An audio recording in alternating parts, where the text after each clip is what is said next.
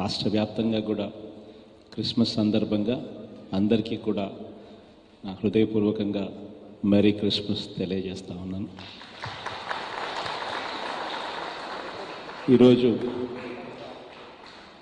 ఎంత మంచి రోజు అని అంటే, క్రిస్మస్ ఒకరోజు అయితే ఈరోజు వైకుంఠ ఏకాదశి కూడా ఈరోజే రావడం, ఇది బహుశా ఎప్పుడో అరుదైన పరిస్థితుల్లోనే ఇటువంటి రోజు వస్తుంది అనుకుంటాం.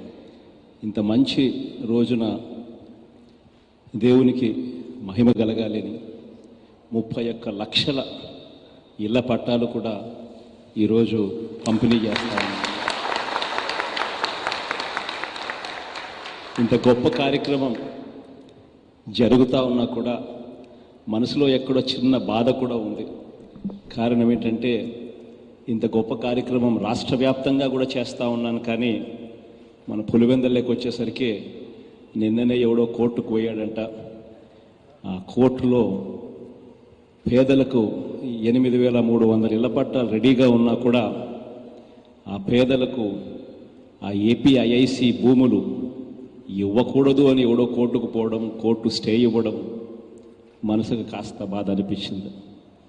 త్వరలోనే సుప్రీంకోర్టు దాకా అయినా సరే ఖచ్చితంగా స్టేలు ఎత్తేయిస్తాం.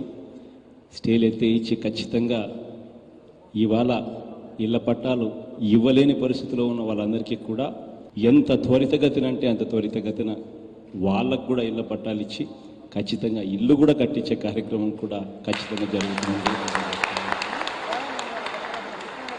మీ అందరి చల్లని దీవెనలు, దేవుడి దయతో ఇంకా గొప్పగా ప్రజలందరికీ కూడా మంచి చేసే అవకాశం దేవుడు ఇవ్వాలని మనసారా దేవుని ప్రార్థిస్తూ కోరుకుంటూ సెలవు తీసుకుంటాను.